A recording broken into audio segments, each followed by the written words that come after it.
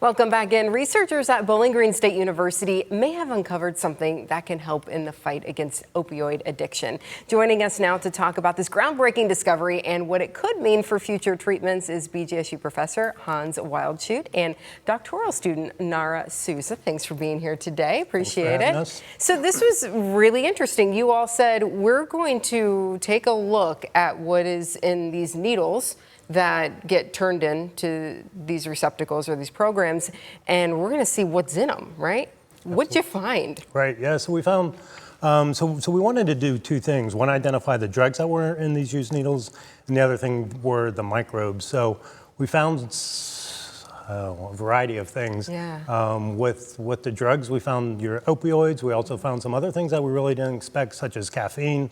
So they want sort of, some uppers to keep them awake.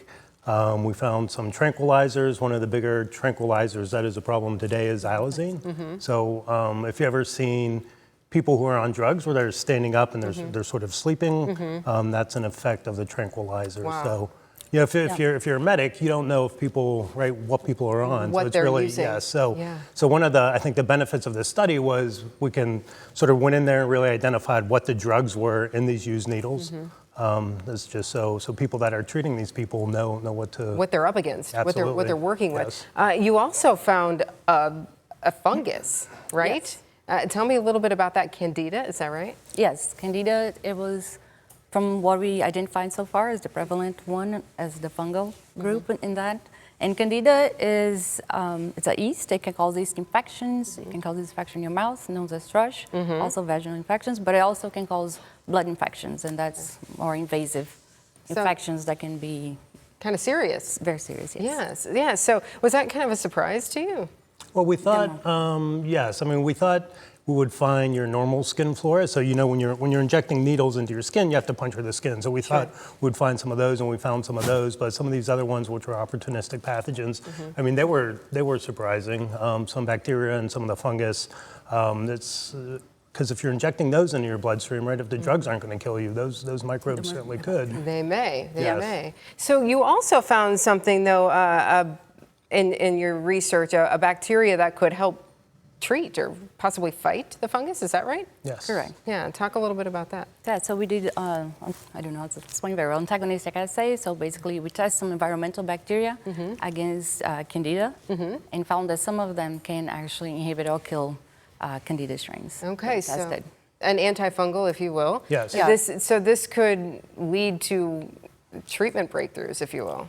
Absolutely. So I mean, it's really the first line of defense against trying to identify drugs that can inhibit pathogens. So we have a large plate, and we spread plate that with the fungus, and then we stamp on top of it our environmental strains, and we see which ones can kill them. So once we do that, we can go in and try to identify the compound, and then you have to see if those compounds are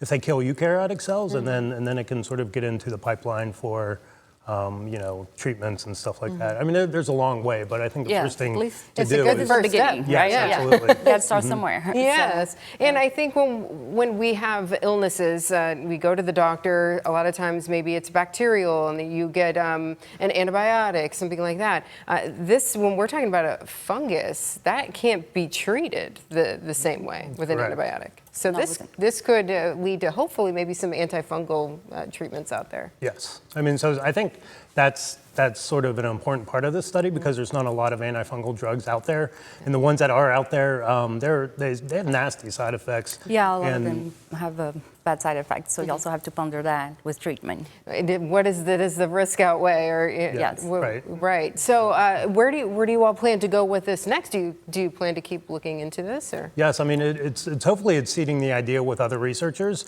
So it'd be great if you can have these large cities, one in Philadelphia, one in the Midwest, one in California, and see the dynamics of these drugs. Because if you know what drugs are in those needles, you can just what you're getting into and what the users, the people injecting drugs, what they're actually putting in their system. So I think knowing that, because it's a dynamic situation, it's always changing. So if we could sort of get an idea of that real time, I think that would be really beneficial. And you are working with the Lucas County Health Department Yes. too, right? Yep. So that's a So they were a main Good player. partnership. Yes, absolutely. yeah. And we know the opioid addiction here in our area and the epidemic has plagued us for a long time. So interesting research that you have. Yeah, and awareness is, I think, is the most important out of this. Awareness of what's in the drugs, the infections you can get, and also awareness about fungal infections. Yeah. There's not very much talked about, and Right. especially since these organisms are becoming resistant to the treatments we already have.